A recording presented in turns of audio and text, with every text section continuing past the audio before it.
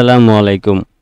আজকের এই ভিডিও থেকে আমরা অ্যাডোবি ইলাস্ট্রেটরের দারুণ 5টি টিপস এন্ড ট্রিক্স শিখব, যেটা আমাদের খুবই উপকারী।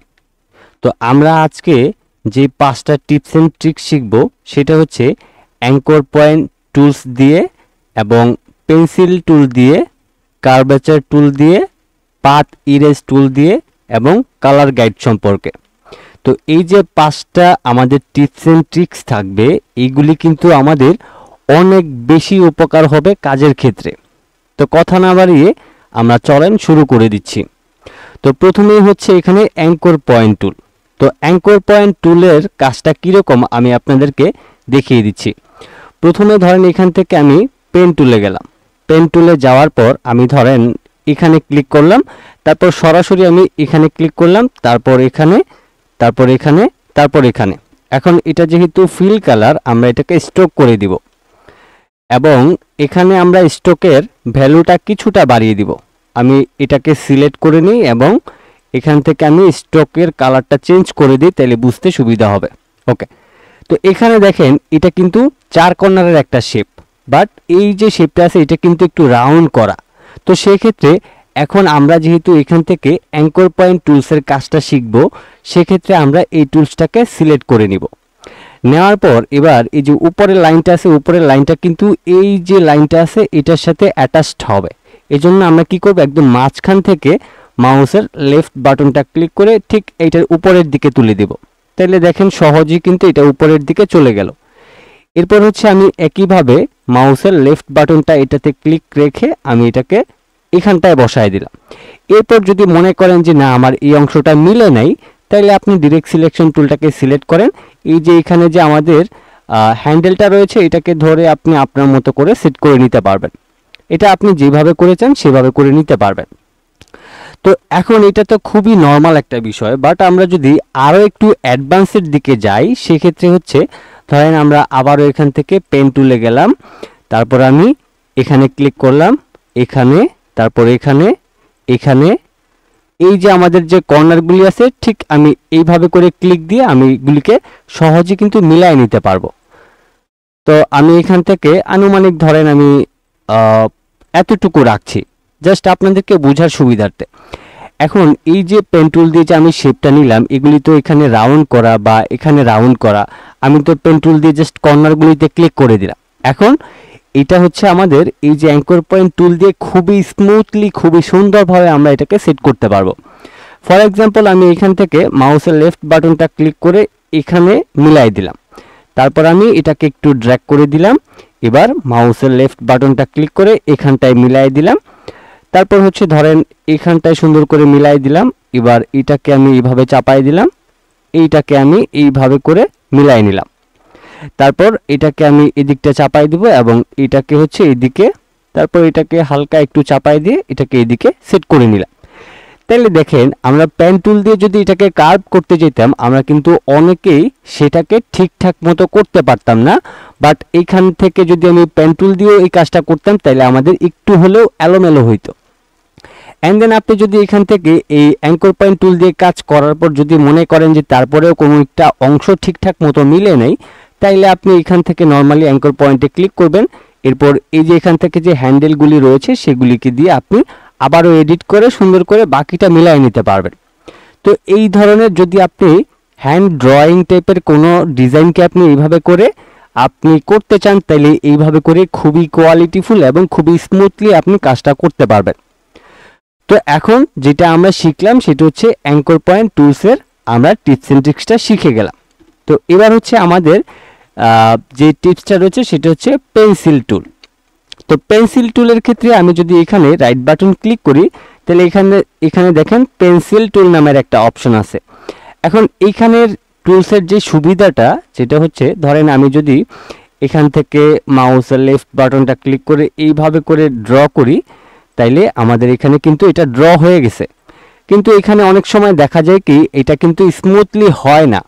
এটা আপনাদের ক্ষেত্রে হবে, বাট আমরা যেহেতু অপশনগুলি সবসময় অন করে কাজ করি, সেক্ষেত্রে আমাদের এখানে আসলে এই ধরনের সমস্যাগুলি দেখা দেয় না।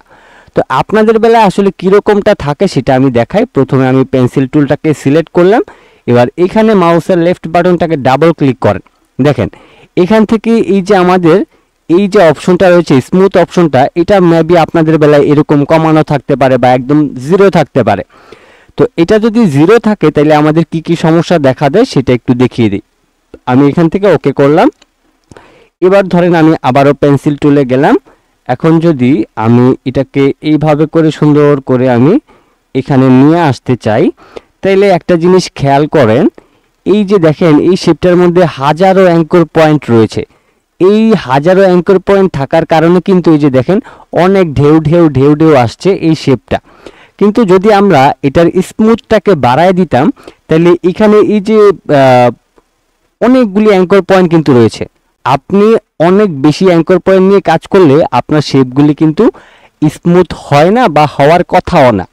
তো সেই ক্ষেত্রে আপনাকে এই যে অ্যাঙ্কর পয়েন্টগুলি আছে এই অ্যাঙ্কর পয়েন্টগুলি কম নিয়ে কাজ করতে হবে। এখন অ্যাঙ্কর পয়েন্ট কিভাবে কমানো যায়, এজন্য আপনি প্রথমে এই যে পেন্সিল টুল দিয়ে যদি কোনো কিছু ড্র করেন তাহলে মাউসের লেফট বাটনটা এখানে ডাবল ক্লিক করবেন। করার পরে এখান থেকে যে পেন্সিল টুল এই যে এখানে যে অপশনটা রয়েছে এটাকে সম্পূর্ণটা আপনি বাড়াই দিবেন। এবার আমি এখান থেকে ওকে করলাম। এখন যদি পেন্সিল টুলের মাধ্যমে আমি মাউসের লেফট বাটনটাকে এইভাবে করে ড্র্যাগ করে এখানে নিয়ে আসি, এইবার দেখেন মাত্র একটা অ্যাঙ্কর পয়েন্ট টুলসে আমাদের এই যে কার্ভটা ছিল সেটা কিন্তু আমরা নিয়ে ফেলছি এবং সেটা খুবই স্মুথলি হয়েছে। বাট আগেরবার যেটা হয়েছে অনেকগুলি আমাদের অ্যাঙ্কর পয়েন্ট হওয়ার কারণে আমাদের শেপটা অনেক বেশি ঢেউ ঢেউ ঢেউ ঢেউ হয়েছে। তো এজন্য হচ্ছে আপনারা অবশ্যই পেন্সিল টুল দিয়ে যখন কোনো কিছু ড্র করতে যাবেন ডাবল ক্লিক করে আপনারা হচ্ছে এই যে এখান থেকে আপনারা এটা স্মুথটাকে এটাকে ফুল বাড়ায় দিবেন। ওকে, তো এটা ছিল আমাদের 2 নাম্বার টিপস এন্ড ট্রিক্স। এবার হচ্ছে আমাদের 3 নাম্বার টিপস এন্ড ট্রিক্সের ক্ষেত্রে যাই, যেমন কার্ভেচার টুল। তো এটার জন্য আমি কি করব, আমি আমার আগের রেড কালারের শেপগুলিকে একটু ডিলিট করে দিই। এখন এই যে আমাদের এখান থেকে যে কার্ভেচার টুলটা রয়েছে এটাকে যদি আমি সিলেক্ট করি, সিলেক্ট করার পর এইটার কাজ আরও আপনাকে মুগ্ধ করবে। আমি এখানে ক্লিক করলাম, তারপর এখানে ক্লিক করলাম, আমি কিন্তু এখানে ক্লিক করে দিয়েছি। এখন এই যে রাউন্ডটা যে করা দরকার এটা কিভাবে করব, তো এটা করার জন্য আপনি মাউসের লেফট বাটনটা জাস্ট এটার মাঝখান থেকে এইভাবে করে ড্র্যাগ করে সাথে সাথে কিন্তু মিলাই নিতে পারবেন। তারপর আমি আরেকটু জুম করে ধরেন এখানে ক্লিক করছি। এবার মাউসের লেফট বাটনটা ক্লিক করে এটাকে একটু আমি রাউন্ড করে দিলাম। এবার আমি সরাসরি এখানে ক্লিক করে দিলাম। এবার আবারও মাউসের লেফট বাটনটা ক্লিক করে সুন্দর করে আমি এটাকে এখানে মিলাই নিলাম। তারপর আবার এখানে একটা ক্লিক করে এটাকে মিলাই নিলাম। এরপর কোনো অংশে যদি মনে হয় যে আপনার মিলতেছে না সেক্ষেত্রে আপনি সাথে সাথে সেটাকে মিলাই নিতে পারবেন। আবার যদি মনে করেন যে এই অপশনটা আমার এখানে বেশি চলে আসছে তাহলে আপনি হালকা একটু উঠাই দেন, কোনো সমস্যা নেই। তারপর হচ্ছে আমি এইখানে একটা ক্লিক করে দিলাম, আমি এইখানে একটা ক্লিক করলাম, এইখানে একটা ক্লিক করলাম। এই যে এখানকার এবং এখানকার অপশনটা মিলানোর জন্য আমি ধরেন মাউসের লেফট বাটনটা ক্লিক করে একটু এইভাবে ড্র্যাগ করলাম, তারপর মাউসের লেফট বাটনটা ক্লিক করে এইভাবে ড্র্যাগ করলাম। এই অংশটাকে মিলানোর জন্য আবারও একটু ড্র্যাগ করে দিলাম এবং এটাকে হালকা একটু নিচের দিকে নামায় নিলাম। তারপর আমি এখানে ক্লিক করলাম, এবার মাউসের লেফট বাটনটা ক্লিক করে এটাকে সুন্দর করে এইভাবে রাউন্ড করে নিলাম। এবার হচ্ছে আমি সরাসরি এইখানটায় ক্লিক করে দিব। ক্লিক করার পর আমি আবারও মাউসের লেফট বাটনটা ক্লিক করে প্রথমে এই অংশটাকে মিলাই নিলাম, তারপর আমি এই অংশটা মিলাই দিলাম। দেখেন কতটা সুন্দর এবং কতটা স্মুথলি আমাদের শেপটা মিলে যাচ্ছে। আচ্ছা, এই যে এখানে একটু সমস্যা দেখাচ্ছে, আমি মাউসের লেফট বাটনটা এখান থেকে ক্লিক করে এটাকে এক্স্যাক্টলি যেরকমটা থাকার কথা সেরকমটা করে নিলাম। তারপর হচ্ছে ধরেন আমরা যদি এখানে আরেকটু কাজ দেখাই, আমি এখানে ক্লিক করলাম, মাউসের লেফট বাটনটা এখানে ক্লিক করলাম, সুন্দর করে মিলে গেল। তারপর আমি এখানে ক্লিক করে দিলাম, মাউসের লেফট বাটনটা ক্লিক করে এটাকে একটু রাউন্ড করে নিলাম। এখানে একটা ক্লিক করার পর আমি এটাকে রাউন্ড করলাম, তারপর এখানে ক্লিক করে দিলাম। তারপর আমি এখানে ক্লিক করলাম, এটা একটু বাঁকা হয়ে গেছে, এখানটাই ঠিক করে নিলাম। আবার এটাতে সমস্যা থাকলে এটাও ঠিক করে নিতে পারবেন। তো এটা কিন্তু খুবই দুর্দান্ত একটা কাজ। আমরা যদি এটাকে পেন টুল দিয়ে না করে এইভাবে করে কাজটা করি তাইলে খুবই সহজে আমরা এই কাজটাকে মিলাই নিতে পারবো। দেখেন কত সুন্দর করে মিলাই নিতেছি। এবং আমি এবার এখানে ক্লিক করে দিলাম, মাউসের লেফট বাটনটা ক্লিক করে সরাসরি এটাকে উপরে তুলে দিলাম, আবারও এখানে মাউসের লেফট বাটনটা ক্লিক করে এখানে তুলে দিলাম। তারপর এখানে আপনি উপরে নিচে ডানে বামে চাইলে সেটাকেও করে নিতে পারবেন এবং নিচে উপরে যেদিকে ইচ্ছা সেদিকে করতে পারবেন। তো দেখেন কত সহজে আমরা খুবই সুন্দরভাবে ঠিক যেইভাবে করে ড্রয়িংটা ছিল সেভাবে করে কিন্তু আমরা কাজটা করে ফেললাম কোনো ধরনের ঝামেলা ছাড়াই। ওকে, তা আমাদের অলরেডি 3 নাম্বার আমাদের টিপস এন্ড ট্রিক্স কিন্তু শেষ। এবার হচ্ছে আমরা এখান থেকে পাথ ইরেজ টুলে যাব। তো পাথ ইরেজ টুলের কাজটা শেখার জন্য আমি এটাকে একটু ডিলিট করে দেই, এটা এখন যেহেতু লাগবে না। ওকে, তা আমি এবার কি করব, আমি এখান থেকে একটা রেক্ট্যাঙ্গেল টুল নিয়ে নিচ্ছি এবং এটার মধ্যে পর্যাপ্ত পরিমাণ স্ট্রোক দিয়ে দিই যাতে আপনাদের বুঝতে সুবিধা হয়। আচ্ছা, ওকে, তো এইবার হচ্ছে দেখেন এখানে হচ্ছে আমাদের যে শেপটা রয়েছে আমরা যদি মনে করি যে এখান থেকে এই পর্যন্ত আমাদের কাটা দরকার, তাইলে আগে আমরা যেটা ব্যবহার করতাম এখান থেকে সিজার টুলের ব্যবহারটা করতাম। প্রথমে এখানে একটা ক্লিক করতাম, তারপর এখানে একটা ক্লিক করতাম, দেন এটাকে হচ্ছে আমরা সিলেক্ট করে ডিলিট করলে কাটা পড়ে যেত। কিন্তু এটা করতে তো আমাদের অনেক বেশি সময় ব্যয় হয়, সেই ক্ষেত্রে আমরা কি করতে পারি, পাথ ইরেজ টুলটাকে ব্যবহার করতে পারি।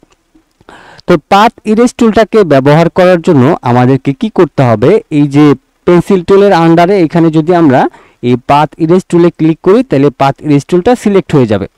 এখন আমরা তো সিজার টুল দিয়ে এটা কাটতে গেলে অনেক সময় ব্যয় হয়, সেই ক্ষেত্রে আমরা এখান থেকে পাথ ইরেজ টুলটাকে ব্যবহার করব। তো তার জন্য আমি আবারও হচ্ছে এখান থেকে রেক্ট্যাঙ্গেল টুলে গেলাম, আমি আমার মতো করে একটা শেপ নিলাম। এইবার যদি আমি এই পাথ ইরেজ টুলটাকে সিলেক্ট করি এবং এখান থেকে আমার যতটুকু দরকার আমি যদি এইভাবে করে ড্র্যাগ করি, দেন ফাইনালি দেখেন ম্যাজিক, আমাদের এটা এক ক্লিকেই কিন্তু কাজ শেষ। আর পরের বার যেটা হইতো যে আমরা সিজার টুল দিয়ে আগে কতটুকু অংশ কাটবো সেটাকে সিলেক্ট করতাম, তারপর হচ্ছে আমরা সিলেক্ট করে ডিলিট করতে হতো। তো সেই ক্ষেত্রে আমাদের এই যে এখান থেকে যে পাথ ইরেজ টুলটা রয়েছে সেটা আমাদের অনেক বেশি সময় বাঁচিয়ে দিবে। ওকে, তো আমাদের already 4 number tips and tricks কিন্তু শেষ। এবার হচ্ছে এখান থেকে কালার গাইড সম্পর্কে আমরা শিখব। তো কালার গাইডের বিষয়টা হচ্ছে যে ধরেন আমি এখান থেকে একটা শেপ নিলাম, এখন এটাকে হচ্ছে লাইট ডিপ অনেকগুলি শেপের প্রয়োজন। আমি এখান থেকে ধরেন কন্ট্রোল ডি দিয়ে দিলাম, অনেকগুলি শেপ নিয়ে নিলাম। এখন আমি চাচ্ছি যে এটা একটু ডার্ক কালার থাকবে, এই কালারের মধ্যে এটা একটু লাইট, আবার এই কালার থেকে এটা একটু লাইট, আবার এই কালার থেকে এটা একটু লাইট, এইরকমভাবে আসলে কিভাবে সাজানো যায়। তো এটার জন্যই হচ্ছে আমাদেরকে এই কালার গাইড ব্যবহার করতে হবে। তো কালার গাইড ব্যবহার করার জন্য আমি কালার গাইডে ক্লিক করে দিলাম। এখন এখানে হচ্ছে আপনার এখানে যে কালারটা থাকবে সেই অনুযায়ী আপনাকে এখানে কালার গাইডের কিছু কালার সাজেস্ট করবে। এখন এইখানে এই ধরনের কালার আসতেছে, আপনি আরও অ্যাডভান্স বিষয়গুলি কিভাবে পাবেন। তো এটার জন্য এই যে এখানে ছোট্ট একটা অ্যারো কি রয়েছে, আপনি যদি এখানে ক্লিক করেন আরও 1000 রকমের কালার পেয়ে যাবেন, যেই ধরনের কালার আপনি আপনার মতো করে সেট করে নিতে পারেন এবং এখানে সুন্দর সুন্দর কালার সেট করতে পারেন। তো মূলত এই ছিল আমাদের অ্যাডোবি ইলাস্ট্রেটরের 5টি টিপস অ্যান্ড ট্রিক্স। এখান থেকে কোন টিপস অ্যান্ড ট্রিক্সটি আপনার বেশি ভালো লেগেছে অবশ্যই কমেন্ট বক্সে জানাবেন। আমাদের এই ভিডিওটি দেখার পর যদি ভালো লাগে চ্যানেলে সাবস্ক্রাইব করবেন এবং অবশ্যই লাইক করবেন। আপনার মূল্যবান মতামত কমেন্ট বক্সে জানাবেন। ভিডিওটি বেশি ভালো লাগলে অবশ্যই বন্ধুদের সাথে শেয়ার করে দিবেন।